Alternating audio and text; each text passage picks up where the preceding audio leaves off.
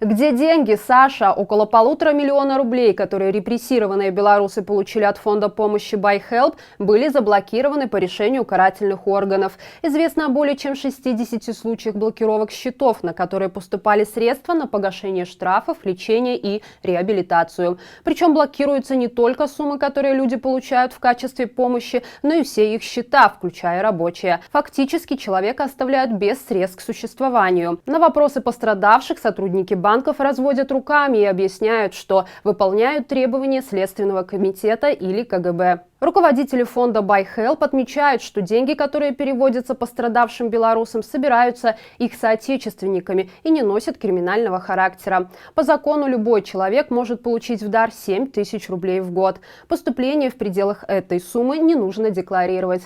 Однако у пособников режима все как всегда. Есть погоны, плевать на законы. И в их воспаленном сознании солидарность людей превращается в уголовное преступление. Такими темпами с карточек белорусов скоро начнут исчезать зарплаты и пенсии, просто потому, что у кого-то закончились деньги на краску для водометов. BuyHelp рекомендует людям как можно скорее снимать деньги, поступающие на их счета, и обжаловать постановление о блокировке. В настоящее время фонд планирует использовать другие возможности для помощи репрессированным белорусам. Диалога на улице не будет, заявила на видеоконференции руководитель медучреждений глава администрации так называемого президента Наталья Качанова. Сторонница стабильности предложила встретиться с медиками и лично для обсуждения проблемы. А участие врачей в мирных акциях протеста осудила. Якобы таким образом они нарушают общественный порядок. Не обошлось и без угроз. Она заявила, что медиков продолжат задерживать и бросать в тюрьмы, если те будут выходить на улицы. Конструктивный диалог – это слабая сторона Качановой. На недавней встрече со студентами БГМУ она старательно защищала действия силовиков в адрес мирных протестующих. По ее мнению, выборы сфальсифицированы не были, как и не было насилия и пыток. Неудивительно, что после таких слов студенты ее обсмеяли. Но смешного мало. Только на последнем марше, который прошел в прошлую субботу, задержали 57 медиков. Большинство из них были незаконно осуждены на 15 суток. Интересно, что будет делать Качанова, когда все лучшие специалисты либо окажутся за решеткой, либо уедут из страны, ведь обратиться за помощью будет уже не к кому. Война войной, а хоккей по расписанию. Так называемый премьер-министр Роман Головченко в очередной раз не упустил возможность облить грязью сторонников перемен. По его мнению, те, кто выступает против проведения чемпионата мира по хоккею в Беларуси, дискредитируют нашу страну и используют хоккей как инструмент шантажа и давления. Он также отметил, что безопасность болельщиков и спортсменов во время чемпионата будет обеспечена. О какой безопасности говорит Головченко, когда на улицах нашей страны похищают и избивают людей, пока непонятно. Да и ситуация с пандемией пока оставляет желать лучшего. Напомним, что ранее Латвия выступала против проведения чемпионата мира по хоккею в Беларуси. Это связано с ситуацией в нашей стране после президентских выборов, когда людей незаконно стали задерживать, избивать и бросать в тюрьмы. Не проводить чемпионат в Беларуси призывал и Европарламент. Заседание Совета Международной Федерации Хоккея, где Минск и Рига представят доклад о готовности к чемпионату, пройдет 16 ноября.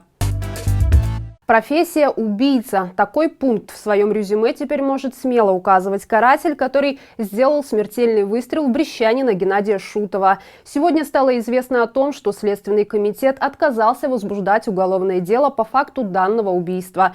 Якобы никаких доказательств этому нет. Большое количество видео, которые сняли очевидцы случившегося, следователи, похоже, в расчет не брали. Напомним, что трагедия произошла 11 августа во время жестоких разгонов протестов, последовавших после так называемых президентских выборов. Поздно вечером дальнобойщик и байкер Геннадий Шутов возвращался домой к семье, но так и не дошел. Лишь спустя несколько дней родные смогли узнать, что муж и отец попал в облаву, которую устроили озверевшие силовики, прислуживающие нелегитимному. Мужчине выстрелили в затылок, то есть, вероятно, стреляли безоружному человеку в спину. Неудивительно, что сразу после убийства пособники режима в полной экипировке гонялись за прохожими и всеми, кто мог увидеть происходящее. Бросали этих людей в свой автобус и там жестоко избивали. Ведь им явно было чего бояться и что скрывать. Массовый психоз. Совсем недавно самодержец уйростовал на тему летающего вируса, который он в упор не видел. Здесь нет вирусов никаких. Вот ты же не заметила, что они летают? А теперь выясняется, что вирусом, которого, по мнению нелегитимного, не существует, была заражена пятая часть населения Беларуси. Такие цифры озвучил заместитель премьер-министра Игорь Петришенко, подчеркнув, что после первой волны пандемии популяционный иммунитет в республике находится на уровне 15-20%. То есть переболели не 70 тысяч человек, о которых официально заявляет Минздрав, а почти 2 миллиона. Кажется, это первый случай признания фальсификации на таком высоком уровне. К сожалению, данных по смертности от несуществующего вируса Петришенко не предоставил. Очевидно, что и они намного выше официальных. Котиков на сутки нелегитимная власть все никак не может достигнуть дна и каждый раз стучит из недр мракобесия. На этот раз покусились на святое. Судебные приставы наложили арест на котов за невыплаченный штраф их хозяина. Дескать, домашние животные – это имущество, и их, как ноутбуки или микроволновки, можно спокойно отобрать у их владельцев. Как только правозащитники узнали об этом инциденте, хозяину котиков тут же помогли с выплатой штрафа. Пушистые арестанты остались на свободе с чистой совестью. Впрочем, о совести, а точнее ее полном отсутствии, следовало бы задуматься тем, кто творит такую дичь. А котики были, есть и будут со своим народом. На этом я прощаюсь с вами. Подписывайтесь на наш телеграм-канал Маланка, берегите себя и живи Беларусь!